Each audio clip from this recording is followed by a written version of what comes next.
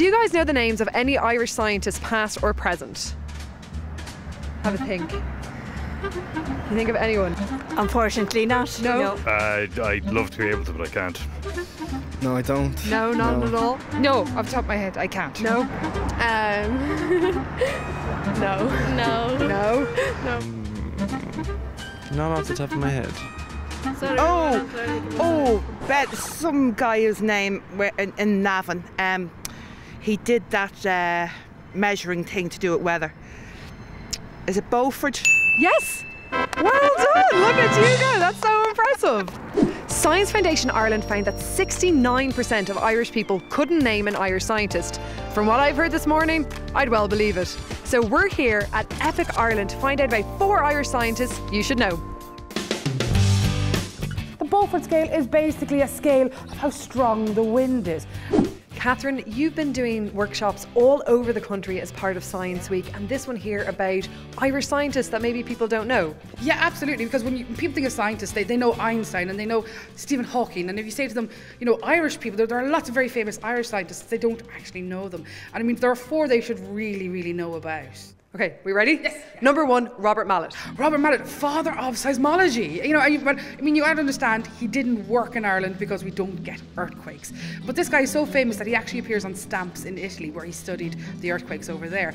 And he did lots of different studies. He blew up Killiney Beach as part of the work.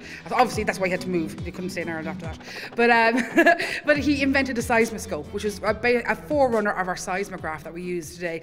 Number 2, Jocelyn Bell Burnell. Oh, Jocelyn. Jocelyn's my favourite. Jocelyn was born in Belfast and she is professor in Oxford. Very clever lady. She's an astrophysicist. So it's the stars and space.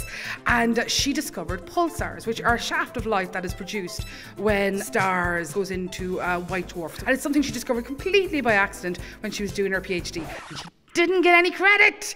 Oh, because her supervisor took all the credit. Number 3, Hans Sloane. My second favourite, because everyone's my favourite. But he's my favourite for 2 things. Because first of all, thanks to him, we have natural history museums, which everyone loves, of course, including the Dead Zoo in Dublin. And secondly, more importantly, he came up with hot chocolate.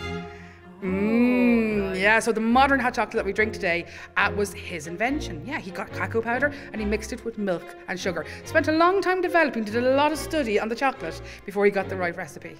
Number 4, Dr. James Barry, aka Margaret Ann Buckley. Oh, this is where it gets twisted, because there was a lovely, lovely young girl called Margaret Ann Buckley, very clever girl, but unfortunately she lived in the 1700s when women, they decided it was, waste of time to educate women. So she changed her identity thanks to her mum and her uncle's help and called herself James Barry. She went to study medicine, became a very famous doctor and perfected the cesarean section, which has saved the lives of so many women and babies since.